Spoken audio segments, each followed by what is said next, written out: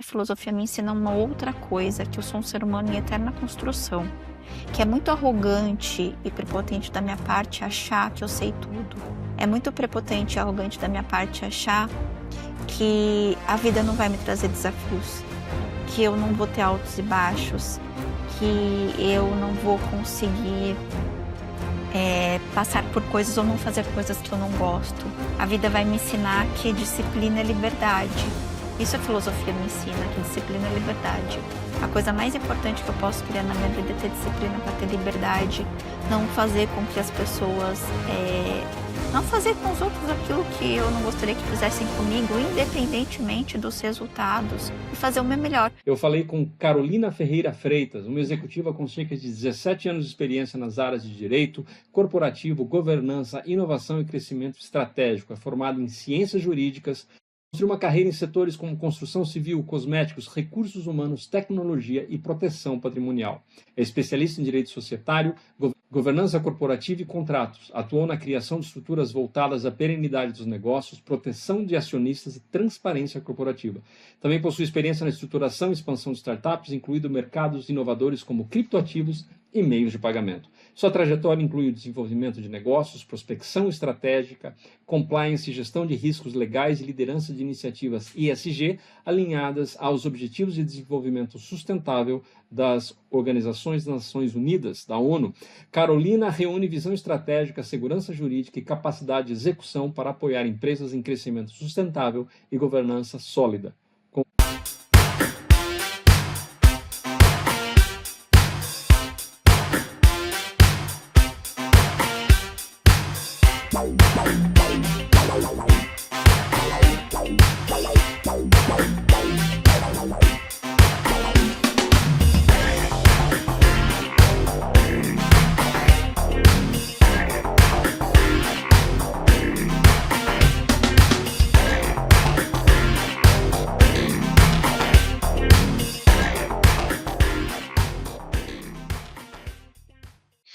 E quem é a Carolina Freitas pela própria Carol. Tá contigo, minha cara. Muito Prazer ter você aqui. obrigada, prazer é meu, prazer, estar com todos, espero que a gente tenha um papo aí, agradável e que possa estar contribuindo para todos esses líderes que efetivamente querem entrar aí nessa jornada da governança. Quem é a Carolina pela Carolina mesmo? Essa é uma pergunta que não dá para se responder em poucos minutos, até porque é uma pergunta de vida, né. A Carolina é uma eterna aprendiz. Eu acho que eu sou um ser humano em eterna construção. A vida sempre, todos os dias, nos abre uma nova oportunidade de escrever todo dia uma nova história, então eu aproveito todos os dias para pensar o que que eu posso escrever, dessa nova história. Mas profissionalmente falando, vamos vestir a máscara aqui da profissional, né, não da Carolina, porque a gente tem várias máscaras, né. Então vamos vestir a máscara da Carolina profissional. A Carolina profissional, decidiu ser advogada como formação, né, então eu me formei como uma advogada, comecei, fazendo contencioso. O que que é contencioso? É aquelas pessoas que gostam de pedir para o juiz resolver os seus conflitos, né. Então, vulgo processo. Então eu advoguei durante 2 anos na área contenciosa, percebi que aquilo não era para mim, e eu decidi que eu queria ir há 20 anos atrás, já aqui, né, falando um pouco da minha idade, ia fazer uma coisa chamada direito consultivo, ou seja, o que que as partes podem fazer para que elas não briguem? O que que as partes podem chegar para que elas não peçam para um terceiro decidir? Até porque eu acredito que as partes têm que chegar em algum lugar para elas decidirem, não um terceiro. O terceiro só tem que ser uma via, não o decisor. O decisor são as partes que em conjunto colaboram para chegar naquele lugar, né. E fui trabalhar pela primeira vez num escritório em São Paulo. Eu sou nascida em São Paulo, numa área chamada de direito societário, e eu nem sabia que eu tinha aprendido só 6 meses na faculdade sobre direito societário.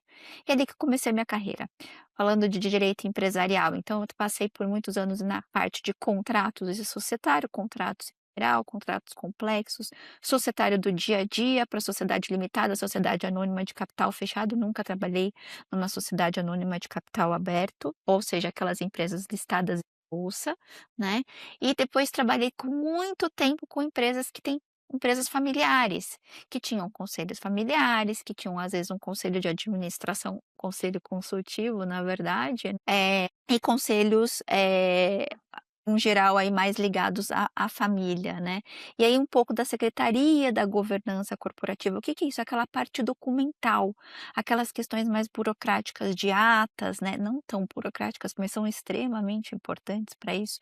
Depois trabalhei com proteção patrimonial, as famosas hoje estão modas em modas holdings, mas não só as holdings, a parte de proteção patrimonial fora do Brasil, como trust, private foundation, entre offshore, etc e tal. E depois voltei muito para a parte da governança corporativa, auxiliar o empresário naquela questão não só do direito societário, contratual e a secretaria da governança corporativa, como também na parte estratégica, né. O que que é a responsabilidade corporativa? O que que é a sustentabilidade empresarial? Não a sustentabilidade que hoje o ESG traz, né, aquela sustentabilidade ambiental, mas a sustentabilidade, empresarial que passa pelo econômico, né. Como é que eu começo um planejamento estratégico, né. Como é que eu vou pensar no meu tempo de médio e longo prazo? Então, assessorando ali o médio e o pequeno empresário nesse lugar. Tive também grandes oportunidades na área de compliance financeira e compliance institucional, e no ESG na parte de economia circular e gestão de resíduos sólidos, que foi uma surpresa e foi divertidíssimo, lindo. Fui muito feliz trabalhando nos anos aí que eu trabalhei com a parte de sustentabilidade, de logística reversa e economia circular. E aí nos últimos anos venho fazendo consultorias para empresas, né, que gostariam de estar querendo implantar governança corporativa, mas sem entender que isso é um processo engessado. Muito pelo contrário, esse é um processo vivo, é um processo dinâmico, né, é um processo que todos os dias se constrói, assim como uma teia de aranha vai tecendo seus fios, né, ali e vai criando vários caminhos para pegar os seus pequenos mosquitinhos, a governança corporativa também, ela é como um rio, né, ela vai fluindo, ela é todo dia ricamente, aproveitada, realimentada, ela é mágica, né. E aí uma coisa que é importante falar do processo de governança corporativa, que eu acho que como tudo na vida você tem que ter vontade. Se você não tem vontade de fazer a governança corporativa da sua empresa, não faça, porque realmente você vai virar e falar: "Isso não é para mim", porque você tem que entender que é um processo de investimento. Você vai investir e vai pôr dinheiro. Tem que pôr dinheiro, porque você tem que criar mecanismos e para isso você vai às vezes vai ter que fazer o quê? Você vai ter que, como eu posso dizer? Você vai, contratar profissionais mais caros daquilo que você estava prevendo, você vai ter que contratar sistemas, você vai ter que investir em tecnologia, você vai ter que investir em pessoas, você vai ter que investir em você, porque você também tem que se reinventar, e aí depois não tem como, você vai colher, e não importa o tamanho, se você é uma padaria ou uma empresa listada em bolsa, é comprovado. Você aplica a governança corporativa, você tem perpetuidade empresarial e você tem sucesso. Porque você tem uma coisa chamada legalidade, você tem uma coisa chamada confiança, você tem uma coisa chamada integridade, você tem uma coisa chamada prestação de contas, você tem uma coisa chamada riscos, você tem uma coisa chamada conformidade, você vai criando a sua cultura, mas não dentro de um castelo de areias, né, dentro de uma grande solidificação, importante como um bom prédio que pode ter um terremoto, mas que ele não vai ruir. É isso que eu acho que a governança te traz, ela te traz uma base que você pode atravessar, grandes tempestades, mas não significa que você vai ruir, e você tem como até prevê-las. Porque como tudo na vida, e inclusive a vida de uma empresa, ela é sazonal, ela não é linear, a única coisa que é linear é a morte, o resto é batimento, né, é vida, né, é um constante de novo, um ecossistema que se retroalimenta. Uau, que introdução, hein? Eu tô com mais perguntas agora você gerou na sua apresentação, algumas curiosidades na minha cabeça. A gente vai falar sobre os pilares da governança, ah, e aí veja o que fizer mais sentido para você, da melhor forma para você expor sobre o tema. Eu gostaria de ouvir da sua experiência Por que muitas empresas ou empresários transformam a governança num bicho de sete cabeças? Ou fazem ser um negócio mais difícil que precisa ser, ou às vezes até não querem nem ouvir falar sobre governança. Então, assim, eu estou pondo alguns pontos de vista para você, pontos de entrada para você falar um pouco sobre essa temática. Primeiro que eu acho que, antes de mais nada, a gente tem que entender como que essa empresa é formada, né. A formação dessa liderança é muito importante. Então, quando vamos supor aqui trazendo o exemplo de uma empresa familiar, que a grande maioria hoje das empresas são empresas familiares. Quando você tem um matriarca ou uma matriarca que, ou ele herdou já, né, ou ele construiu, ele tem uma coisa chamada apego. Então, como aquele velho ditado, né, de que time que se ganha não se mexe, isso é muito comum em empresa familiar, né. Então eu construí, eu fiz, tenho um apego, e esse apego é natural, e esse apego é devido, esse apego é valoroso, é honrado, porque afinal das contas foi fruto e suor de uma vida toda que construiu aquilo lá. Então, eu me coloco neste lugar de ter este olhar de empatia, né. Porém, a gente tem que entender que tudo tem um tempo, né. Então, como é que eu vou fazer a minha sucessão para a minha perpetuidade empresarial? Até porque, tirando alguns casos, né, alguns casos de empresas familiares, todos os outros se preparam para a sucessão. E, aliás, toda empresa deveria se preparar para uma sucessão. Não só uma sucessão, familiar, mas como uma sucessão empresarial do próximo presidente. Até porque todas as pessoas precisam ser recicladas. Nas grandes corporações, os presidentes têm um tempo de carreira, mas em empresas menores um tempo maior, ou em algumas empresas, né, o presidente nunca aprendeu gastando o dinheiro do outro. Ele se formou ali. A única formação dele é aquela. Também é um outro grande problema. E para isso, a primeira questão que eu acho que a gente tem que quebrar é o estigma. Por que que não dá certo? Por que que eu não vou fazer? Por que que é isso? Por que é aquilo? Se chama letramento. O letramento é a primeira porta para tudo na vida, né. Você quer dar a uma criança algo maravilhoso, ensina ela a ler, né. Quer correr sua imaginação solta, lê um livro. Como é que você faz isso? Letramento. Então como é que você desmascara tudo isso que você me colocou? Explicando. E aí o Brasil, não só o Brasil, né, mas o direito num geral, né, até porque é uma característica, o papel tudo aceita. Então as pessoas também têm uma certa mania de colocar tudo em grandes papéis. E eu não estou aqui para dizer que não tem que ter papel, muito pelo contrário, as pessoas precisam de regras.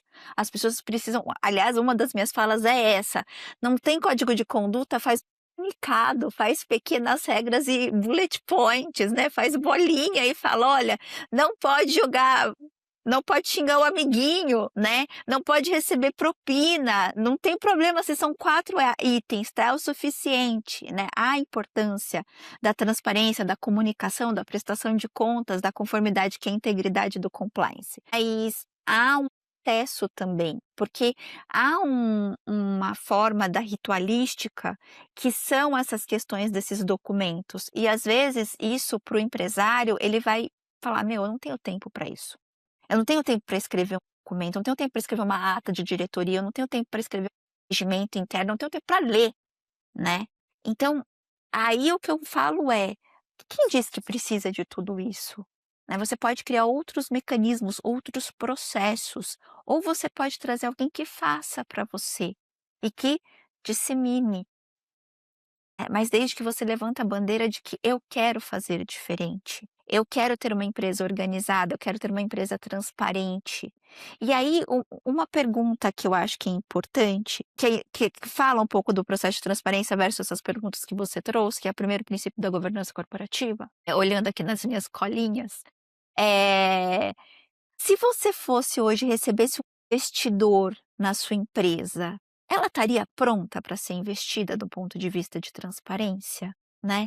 Isso é muito importante você entender. Então, a governança, quando parte desse princípio de eu sou transparente, eu quero fazer, vem do ponto de eu quero dizer aquilo que eu faço. E aquilo que eu faço para todos os meus stakeholders. Eu comunico para dentro, mas eu também comunico para fora. Até porque eu tenho integridade, até porque eu tenho solidez, até porque eu não tenho o que esconder. Porque também volto de novo, é da liderança, da alta liderança. Eu só falo aquilo que eu quero. Então, assim, eu oculto números, eu trato bem só alguns colaboradores, eu dou para um, mas não dou para outro. É a questão da equidade, né? Eu tenho uma transparência seletiva, olha o risco aí, né? Olha que grande risco comum. Eu seleciono aquilo que eu falo, ou eu seleciono aquilo que eu mostro para o meu colaborador, ou eu seleciono aquilo que eu mostro para a auditoria interna, né? Ou auditoria externa, ainda mais com uma empresa um pouco maior, mas mesmo assim, né? Eu simplesmente eh, escondo os meus números, né? E aí? Como é que você acha que você vai crescer dessa maneira?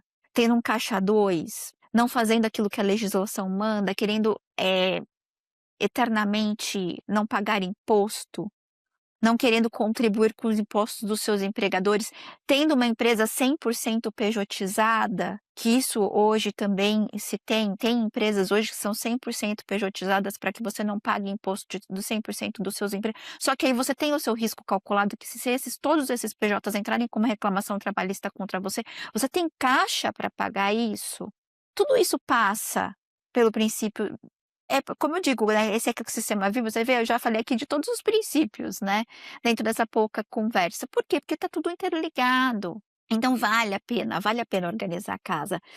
Vale a pena parar uma vez por semana, uma hora da semana, e é pouco, mas uma hora da semana e pensar no futuro. Sair do operacional e falar de futuro. E só pensar no passado, ou esse passado presente, como uma experiência daquilo que eu posso fazer para o amanhã ser melhor. Porque isso é governança. 70% futuro, 30% passado. O quanto você para e discute os seus 3 anos, os seus 5 anos, os seus 7 anos, os seus 10 anos. Tudo bem que hoje a gente, com essa mudança da tecnologia vinda, fica difícil pensar em 10 anos, mas os seus próximos 3, 5 anos. Isso é viável. Né, e o quanto preparado e transparente você tá para isso, né. Como que você resolve esses problemas daqueles que você quer esconder? Algo que me ocorreu à medida que você estava falando, e é uma questão comum quando a gente considera o o empreendedorismo, o empresariado no Brasil, tem, assim, uns ônus adicionais comparado a alguns outros países que você tem uma carga tributária um pouco menor, ou você tem uma carga tributária e você vê resultados, você vê processo mais fácil de contratar e demitir pessoas, né, você sabe que CLT é uma questão pesada. Você mencionou o caixa 2, a informalidade, a pejotização. Como é o processo, na sua experiência, de transição de uma empresa que tem muito desses mecanismos de sobrevivência, por assim dizer, fala: "Bom, agora até aqui foi assim, agora eu quero acertar a casa", porque vai ser uma jornada. Como é que é o processo de uma empresa sem governança indo para governança? Uma Eh, empresa que está fazendo puxadinho e quer começar a trabalhar na fundação. já fiz os 2, já fiz uma empresa que era organizada e ter que virar um puxadinho, porque estava vivendo uma crise e tinha um risco enorme, e a única alternativa que ela tinha naquele momento era a pejotização. Literalmente ela teve que desligar todos os colaboradores da fábrica e contratá-los Uau! como PJ, porque senão ela ia morrer. E teve que fazer um grande ajuste tributário, vamos assim por dizer, né, e vai no mercado, viu, super bem hoje. Então, e como já fiz ao contrário, uma empresa que quer ser que queria mais para frente ser vendida, ou seja, começou a pensar em futuro, lembra? 70% futuro, 30% do passado. Pô, eu tô uma bagunça. O que que eu quero? Eu não aguento mais esse negócio, eu quero vender ele, mas ele está pronto para ser vendido? Porque eu não quero fazer ele crescer mais, eu quero fazer ele crescer, eu quero engordar ele para ser vendido. Então tá bom, então como é que eu faço isso? Então aí a gente entende que o risco trabalhista é um grande risco hoje a se contar, como os seus riscos contratuais e o seu risco tributário. Então, porque no final da história, risco é um risco, ele termina numa questão jurídica, né? Todo risco vai desembocar numa questão jurídica. Então, é uma questão de pequenos passos. Então, assim, eu vou de novo, né, volta a questão da gestão de risco, né. Quanto custa? Você fez a conta? Quanto custa para hoje no meu caixa eu pegar e internalizar 5 PJs? Quais PJs hoje, numa questão de risco, eu vou deixar ainda com o PJ? E aqui, de novo, eu não estou dizendo para você não ter, eu não estou dizendo para você não fazer, eu só estou dizendo para você ter conhecimento daquilo que você faça, tenha noção do risco que você tem e como você pode mitigá-lo. Então, eu presto serviços para uma das empresas que eu presto serviços, ela tem PJ, mas ela tem uma mitigação de risco para esses PJs. Ela tem um fluxo de caixa que contabiliza isso. Não só isso, como a gente implantou também, a gente implantou hoje, se a empresa precisar ser vendida ou se a empresa precisar fechar as portas, quanto que custa todos esses colaboradores? Você tem esse número? Se você precisar hoje, numa crise, mandar todos os seus funcionários embora, você tem isso aí mapeado, né? Então, tudo vai da onde você quer olhar. E aí, para isso, começa uma listinha básica. Quais são os meus principais problemas? E lista. E lista. E aí, o que que eu faço para mitigá-lo? O que que pode me dar problema? Do que eu dependo? E aí, também acho que a gente hoje tem alguns mecanismos societários para alguns casos, né, e uns critérios de riscos que você pode usar. Hoje as startups trouxe o direito das startups, trouxe muitas modalidades societárias como, você simplesmente fazer um testing, você pode, depois de um tempo, dar uma opção de compra de uma pequena participação societária para algum colaborador. Você tem as stock options em empresas mais estruturadas. Ou seja, você também tem a modalidade do direito societário. Está vendo como a ritualística, os papéis também são importantes e podem te ajudar a terem. Tem empresas que fazem cooperativas, tem empresas que abrem outras empresas, acabam criando um fluxo de caixa ali e colocam todos eles como os acionistas minoritários. Isso é certo, isso é errado? Não cabe a mim a dizer. Cabe você entender no seu negócio o que você quer. Mas aí você tem um monte de acionista minoritário, eu vou te fazer uma pergunta: você tem um acordo de sócios com eles? Você tem um tag along e um drag along bem resolvido? Você tem uma política de tomada de decisões? Como que é a sua distribuição de dividendos? Como que é no caso de uma separação ou no caso de uma interdição?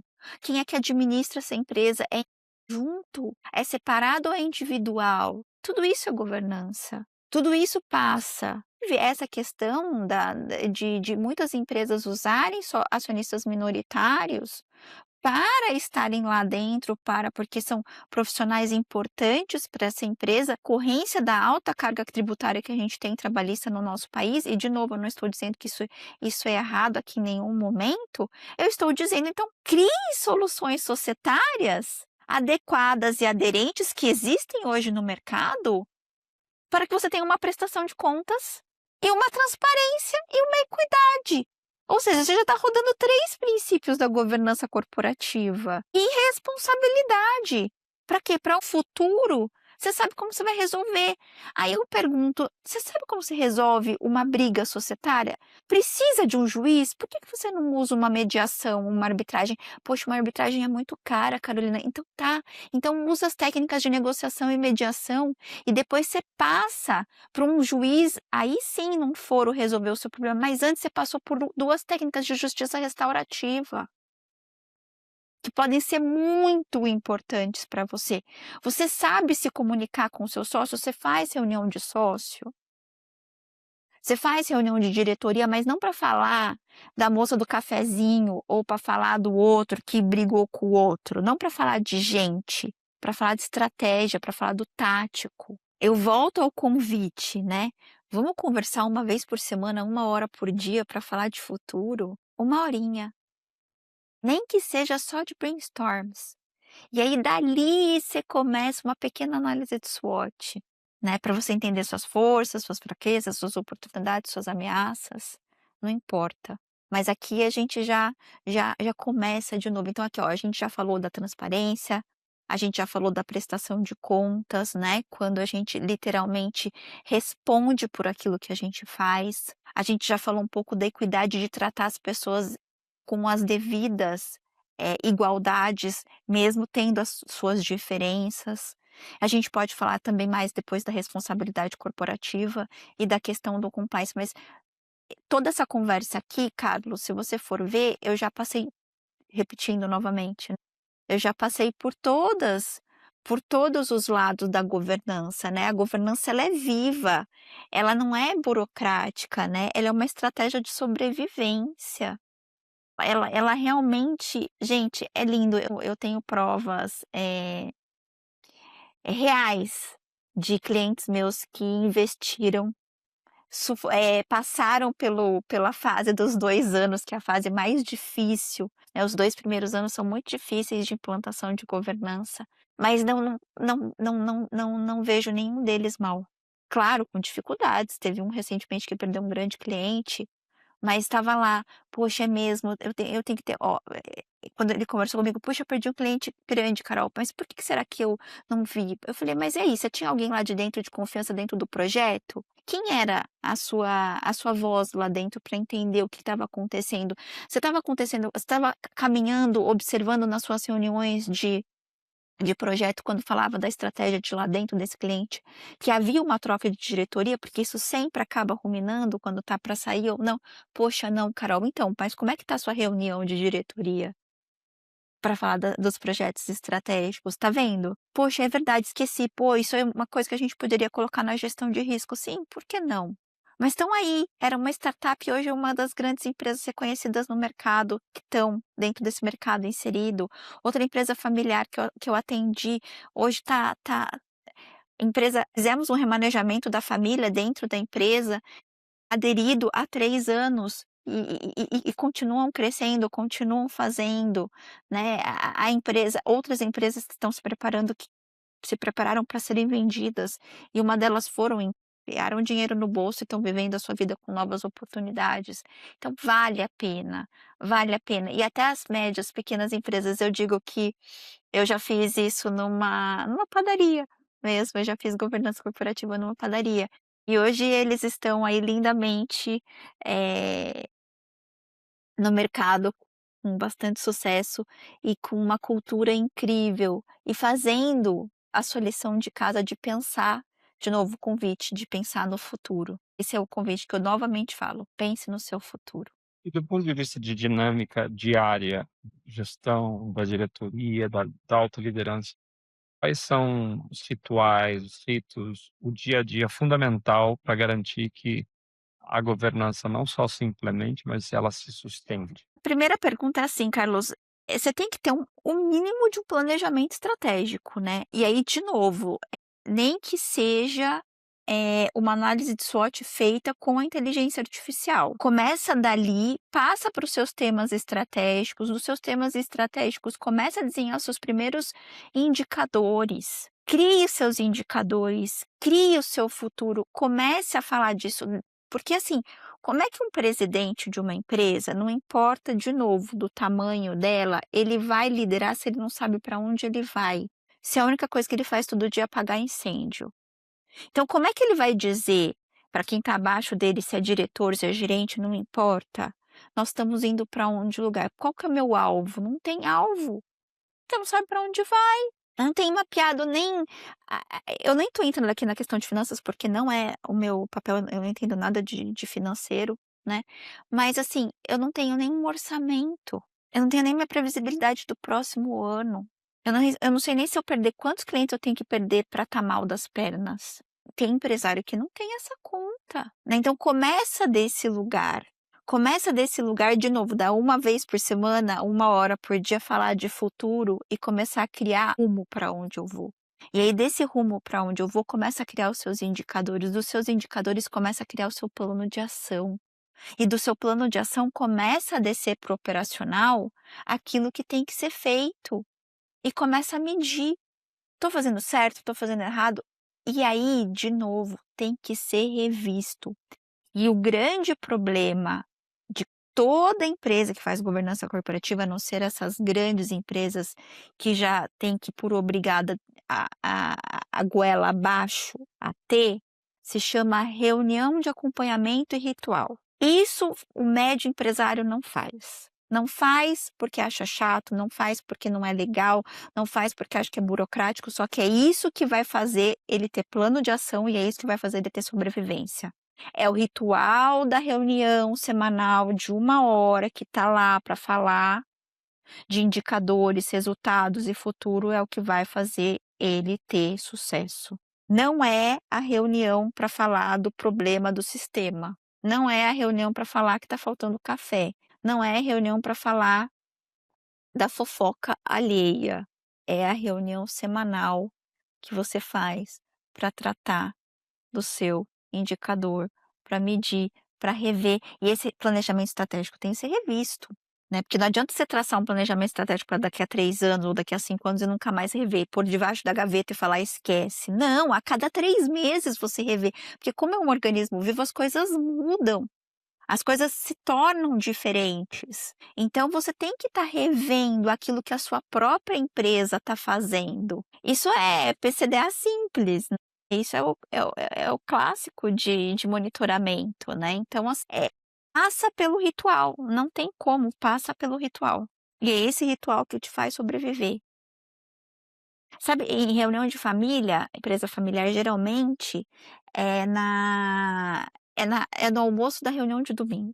As empresas familiares, no geral, se não tem ritualística inserida, né, de falar de negócios, elas se reúnem de domingo e vão falar de negócios. Eu já participei de uma empresa familiar que eu já fui aos domingos mediar e secretariar algumas reuniões, porque era quando a família se reunia para falar dos negócios. E aí o pai todo domingo vai lá, ou a mãe todo domingo vai lá e dita as regras, né, e muda segunda-feira totalmente, novamente. Isso é bem normal, mas é um momento. O almoço da reunião de domingo é um momento, então, qual é o momento da sua empresa? Isso é muito importante você pensar, qual é o momento da sua empresa que você para falar do amanhã? Na sua experiência, por que é tão difícil para o empresário falar do amanhã? Porque o operacional te consome. Essa é a primeira questão. A primeira questão é que o operacional te consome, não tem como. E o segundo, porque às vezes te falta processo. Aí te falta o instrumental. Aquela coisa que você acha burocrática, que é o que você não quer fazer, é aquilo que às vezes pode te levar para o caminho dourado, o mágico de Oz, literalmente, o caminho de Oz. Então, essa questão processual é extremamente importante. O para onde ir, volta de novo, né, o para onde ir. E o para onde ir entra na questão da responsabilidade corporativa, que é o ESG, né, que é os pilares da responsabilidade corporativa. E então, assim, os processos são importantes. Esse controle interno da onde você está, o que você tem, para onde você vai, é importante. Então, de novo, não quer escrever uma política, escreve um regimento interno, não quer escrever um regimento interno, escreve um comunicado, não quer escrever um comunicado, escreve um e-mail e copia para que todo mundo saiba. Outra coisa extremamente importante que as empresas falham é responsabilidade de papéis. Compete a mim, compete a mim a fazer isso? O que é do meu papel fazer? Qual é a minha responsabilidade? O que cada um tem que fazer é extremamente importante. E esforço não é resultado. Esforço não é resultado. Às vezes você vai se esforçar, se esforçar, se esforçar e você não vai ter resultado. Então, essa questão importante de pensar os papéis, mapear papéis, processos e pessoas é fundamental. É onde você se perde, porque como não está tudo solto, está tudo dentro da cabeça de cada um, como que se comunica? E isso começa a partir do acordo societário, as funções em nível societário, e você vai descendo isso para as outras As funções. regras societárias, então, eu acho que uma coisa muito importante que eu acho que uma empresa não tem, em geral, é uma política de tomada de decisões. Então, por exemplo, eu tenho um diretor financeiro, ele aprova até quanto no banco? Ele assina contrato? O que que ele faz? Até onde ele vai? Porque, assim, tem empresário que ele tem um diretor financeiro, às vezes não tem nem diretor financeiro, ele tem um gerente financeiro, ele tem contas a pagar e receber, quando ele não tem uma pessoa que faz o contas pagar e receber, eu acho ótimo. Mas assim, tudo bem, tá crescendo, vai se organizar, espero que cresça e que consiga ter um contas a pagar e um a receber. Ele aprova banco, ele faz tudo. Então como é que ele aprova banco todo dia? Ele não confia. Então tá, se eu der uma alçada de 50.000 para o meu gerente financeiro aprovar, lembra aquela questão do risco? Eu vou falir? Não. Eu tenho como controlar? Tenho. Eu posso depois ver simplesmente meu extrato. Eu pego uma vez por mês e peço a prestação de contas, né, daquilo que está acontecendo. Você cria, olha a equidade criando, olha a responsabilidade corporativa, olha a questão da confiança, olha a questão da cultura, olha a questão do processo. Eu vou deixar meu diretor jurídico, ou meu gerente jurídico, ou meu advogado sênior assinar um contrato no meu nome, eu vou dar uma procuração para ele. Cláusulas nesse contrato eu quero que tenha que eu não aceito de qualquer maneira. Então eu deixo para ele, olha, essas cláusulas você fala comigo, essas cláusulas você já assina, pode seguir. Nem precisa me dizer. O meu diretor geral, ele pode mandar minha gerente de RH, ela pode demitir alguém sem o meu conhecimento? Quais pessoas podem ser desligadas sem o meu conhecimento? Quais são os critérios que a gente tem que ter para poder desligar alguém sem o meu conhecimento? Isso é política de tomada de decisões. Uma boa política de tomada de decisões, que coloca de novo os papéis e as decisões que cada um pode tomar, é um ótimo exercício de delegar, que é uma grande dificuldade que geralmente as empresas médias sofrem. Porque tem medo, mas aí tem medo por quê? Porque não mapeou o risco. Porque se você delegar com o seu risco mapeado e uma decisão da qual você sabe que está sendo tomada e você tem noção daquilo que vai acontecer, você dá liberdade para você estar o quê? Com o olho em outro lugar. E ou esse outro lugar é onde? É o futuro. Porque o presente tá ali, ó, na sua frente. Você falou algumas vezes sobre empresas familiares, que são o maior número de empresas do Brasil, de empresas de médio porte. O que você consideraria para uma empresa que tem maturidade em governança? O que seria, vamos dizer assim, um case de sucesso de uma empresa de médio porte familiar, pelo menos de origem familiar, para você dizer: "Essa empresa está num nível satisfatório de governança". A gente sabe que governança é móvel, vai precisar se ajustar, é que nem roupa, você precisa trocar de acordo com o momento. Mas se você pegar um lapso de tempo, um momento, uma empresa estável, estabilizada, focou em governança, está crescendo de forma sustentável, seriam os critérios mínimos para você avaliar: "Essa empresa tem uma boa governança"? Bom, primeiro de tudo, eu espero que eles tenham um acordo de sócios, né, entre a própria família. Acho que esse é um primeiro passo, a parte societária tá em dia. Acho que um plano de sucessão empresarial. Né, e trazer às vezes algumas pessoas de liderança de fora, não só 100% da liderança ser uma empresa 100% familiar, e entender o que cada um da família tem de melhor para contribuir com aquela empresa. Acho que às vezes tem familiares, aí a gente tem que entrar na questão da honestidade mesmo, né, e da conformidade de entender que aquela pessoa da família, ela não é boa para o negócio, ela mais atrapalha do que ajuda. E para isso ela pode ficar no conselho de família, e para isso ela pode ter ações preferenciais ou cotas preferenciais, se você não tem uma sociedade anônima, né. Ela pode receber os dividendos daquela empresa, então ela continua usufruindo dos frutos de uma empresa que pode dar mais certo sem ela. E o que que eu vou fazer com a geração que vem? O que que eu vou fazer com os netos ou com os filhos? Eu vou deixar eles aprenderem no mercado e depois virem para minha empresa? Será que é legal eu ter um presidente de fora e a diretoria ser o meu corpo dos meus filhos? Isso também é uma boa regra de governança. Eu conheço uma empresa que decidiu 100% do conselho familiar e a empresa é 100% profissionalizada e está crescendo 30% ao ano. Por quê? Porque a família entendeu que não quer mais. Segue os ritos, segue a prestação de contas, segue a transparência, segue a responsabilidade corporativa, segue a parte de compliance, segue a parte de equidade, tem o conselho familiar, tem um conselho consultivo, aí tem oxigenação de fora, e que olha aquele presidente e que toca a empresa. E ele já sabe Você qual é o objetivo dele, dar dinheiro, os 4 sacos de dinheiro para a família. fala um pouquinho desses elementos, né, essas composições, o conselho de família, family office, conselho consultivo. Quais são os papéis desses colegiados? O conselho consultivo, acho que uma empresa, primeiro, né, para ela estar madura, para trazer oxigenação de fora, e às vezes ela não precisa nem de um conselheiro, às vezes ela só precisa de um estrategista, né, eu vou chamar aqui de estrategista, tá. O que que é essa pessoa? É uma pessoa que aconselha ela de uma visão muito mais da qual ela não tem, porque a liderança é solitária. E, de novo, a grande maioria das pessoas só aprenderam dentro da sua própria empresa, então ela não tem vivência de outras vivências. Então você traz alguém que passou por outros lugares e vai falar: "Poxa, eu já percorri esse caminho". Porque eu gosto muito dessa palavra que guru é luz nas suas trevas. Então um bom conselheiro, ele é luz nas suas trevas. Nas suas trevas, quais trevas? As suas trevas empresariais, aquilo que você não está vendo. E ainda bem que você tem alguém que pode ver por você, ainda bem alguém que pode pôr luz para você, né. O conselho familiar nada mais é do que a própria família ou aquelas pessoas que estão passando para a sucessão, para os próximos que estão vindo, estarem acompanhando nesse processo de prestação de contas aquilo que está acontecendo dentro da empresa, da família.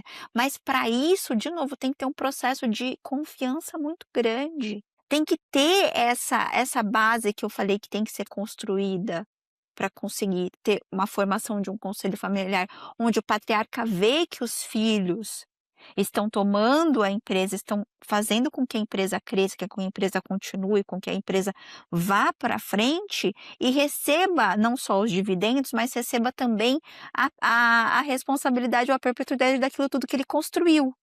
Ele está vendo que aquilo que ele fez está sendo melhorado. Às vezes não precisa ser só do jeito dele, pode ser de outra maneira.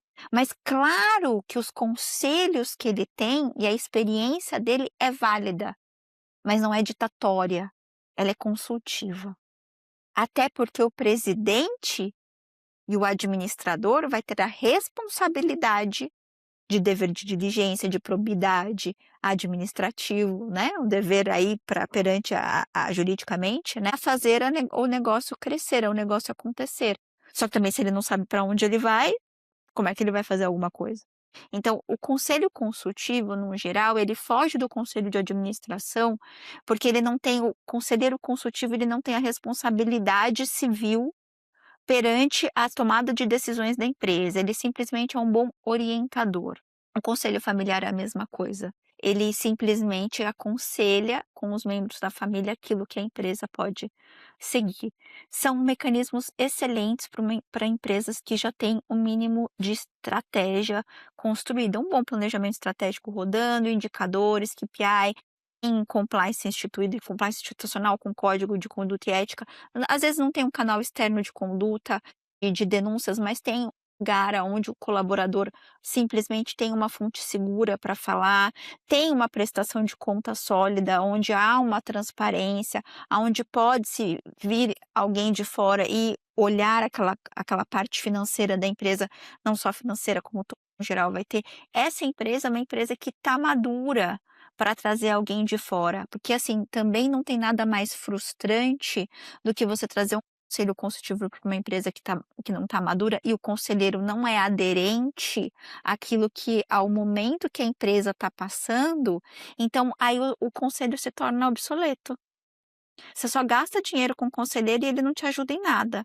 Porque também tem outra coisa que é importante dizer, eu falei muito aqui de falar de futuro, mas tem momentos na vida do empresário que ele vai ter que falar só do presente. Vai ter momentos que ali, ó, é mergulhar no operacional e ficar no tático no operacional por uns tempos. E tá tudo bem também.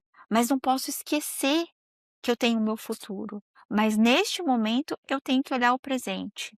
Mas é por um momento. Não só olhar o presente, esse é o meu grande aqui convite e diálogo, mas também ter esse lugar. Aí, esse momento que às vezes você só olhar o presente, você tem um conselho consultivo, dependendo do conselho consultivo não vai te ajudar em nada.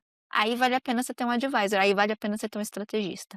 Então vai muito da sua maturidade de entender, mas para isso você também tem que se conhecer. E aí como é que você se conhece? Com letramento. Chama uma consultoria, chama alguém para falar o que que você tem de bom e o que que você tem de ruim dentro da sua empresa. Hoje tem consultorias empresariais baratíssimas. E não vou longe, gente, existe o Sebrae. Você não tem dinheiro nenhum, vai no Sebrae. O Sebrae te oferece isso gratuitamente. Caminhos tem para uma boa governança. Porque eu sempre gosto de dizer isso: "Ah, eu não tenho dinheiro". Lá é o Sebrae, lá você vai encontrar. Antes da próxima pergunta, como é que as pessoas podem entrar em contato contigo, Carol? Eles querem uma consulta contigo, querem conhecer um pouco mais do seu trabalho? Podem me encontrar pelo LinkedIn, Carolina Freitas, e também, caso queiram, depois eu posso deixar meu telefone aqui para as pessoas que queiram entrar em contato. Podem entrar em contato com o Carlos através do podcast, né, eu simplesmente posso passar meu telefone, mas no LinkedIn Carolina Freitas, lá, conseguem me encontrar. Ah, eu vou trazer um pouquinho, momentaneamente, para o aspecto pessoal, porque eu vejo que, para quem, né, quem não nos conhece, como a gente se conheceu, a gente se conheceu através do LinkedIn, é mais uma grata surpresa do LinkedIn, e a gente descobriu que tinha laços pessoais de anos antes. E uma coisa que me chamou a atenção é quando a gente começou a conversar, a fazer reunião para potencial de parcerias e tudo mais, é o alinhamento de valores. E uma coisa que você me falou, né, que você estuda filosofia. Qual é o impacto do estudo da filosofia quando você pensa em governança? Ou seja, o que que você traz desse estudo, desse aprofundamento de filosofia no dia a dia da Eu governança acho que a das empresas? primeira questão é a questão da integridade, é fazer aquilo que tem que ser feito sem ninguém estar vendo. Isso é compliance. É você ser um ser humano íntegro. Eu tive uma grande dificuldade, eu saí de uma empresa da qual eu fiquei alguns anos, justamente por uma questão de conformidade, já não estava mais aderente à prática da minha integridade mesmo, da minha integridade moral. E era uma questão que eu me colocava de me perguntar que eu tenho um pai de 87 anos com demência e uma mãe com uma mobilidade reduzida com 10 anos mais jovens. Meus pais hoje, eh, dependem 100% de mim e das minhas irmãs, né. Mas em nenhum momento eu quero que eles tenham qualquer desgosto de eles saberem que eu fiz qualquer ato que possa trazer vergonha a eles. E não só os meus pais, eu tenho uma sobrinha que é portadora de síndrome de Down. E eu jamais gostaria de ela diz que eu sou a tia fofofonça dela, né, e eu jamais gostaria de decepcionar a Lara, como ao meu marido, como a outras tantas pessoas que eu amo, ou a outras tantas pessoas com quem eu trabalhei ou com quem eu trabalho. A filosofia me ensina isso, mas também a filosofia me ensina uma outra coisa, que eu sou um ser humano em eterna construção. Que é muito arrogante e prepotente da minha parte achar que eu sei tudo. É muito prepotente e arrogante da minha parte achar que a vida não vai me trazer desafios, que eu não vou ter altos e baixos, que eu não vou conseguir, passar por coisas ou não fazer coisas que eu não gosto. A vida vai me ensinar que disciplina é liberdade. Isso a filosofia me ensina, que disciplina é liberdade. A coisa mais importante que eu posso criar na minha vida é ter disciplina para ter liberdade, não fazer com que as pessoas, não fazer com os outros aquilo que eu não gostaria que fizessem comigo, independentemente dos resultados, e fazer o meu melhor. E acima de tudo, de além de fazer o meu melhor, e assim, aqui é um papo empresarial, não é um papo tão filosófico, né, tão pouco empresarial, é tão pouco pessoal, mas eu acho muito importante a gente entender que está todo mundo fazendo o seu melhor. Esse empresário que está batendo cabeça, ele está fazendo o melhor dele, porque é lindo ele acordar todo dia, ir lá e empregar. Empregar 5, empregar 2, empregar 10, empregar 20, empregar 30. Isso é demais, isso é para poucos. Ele tá fazendo o melhor dele quando ele se arrepende que às vezes ele deu um grito com o colaborador. Ele tá fazendo o melhor dele quando ele vai lá e faz o refis. Ele tá fazendo o melhor dele quando ele deposita todos os impostos do colaborador dele. Ele tá fazendo o melhor dele quando ele tira a escala 6 por 1. Ele tá fazendo o melhor dele quando ele simplesmente consegue com o sócio dele ter uma conversa honesta e falar: "Não dá mais". No final todo mundo tá fazendo o seu melhor, porque no final é só sobre pessoas. Atrás desse monte de CNPJ, tem um monte de pessoas, não é nem CPF, é gente. E todo mundo só quer uma coisa nessa vida, Carlos, é ser feliz e parar de sofrer. Tem gente que acha que não sofre, né, mas no final da história, todo mundo só quer ser feliz. Eu acho até que você já deixou, mas se você quiser deixar uma outra mensagem, né, para a gente finalizar, para manter o formato, que é uma delícia te ouvir e conversar de um assunto que é muito próximo para mim, múltiplos assuntos, né, não só filosofia, como governança. E se você pudesse deixar uma mensagem no coração das pessoas que estão nos ouvindo, dos líderes, de executivos, de empresários, 8 bilhões de pessoas, da forma que você quiser, qual a mensagem que você deixaria como legado para essas pessoas? Eu acredito que a as pessoas poderiam, sabe, ser um instrumento da vossa paz, que a gente possa ser um instrumento de vossa paz, né. Hoje, o que eu posso fazer de diferente? O que eu posso fazer de diferente? A gente veio para servir, não para ser servido. Eu acho que esse espírito de mansidão, de humildade, de sabedoria, são valiosos nos momentos mais difíceis que a gente tem na vida. No final da história, o que conta é a saúde, que tira a sua saúde e tira a sua liberdade pessoal.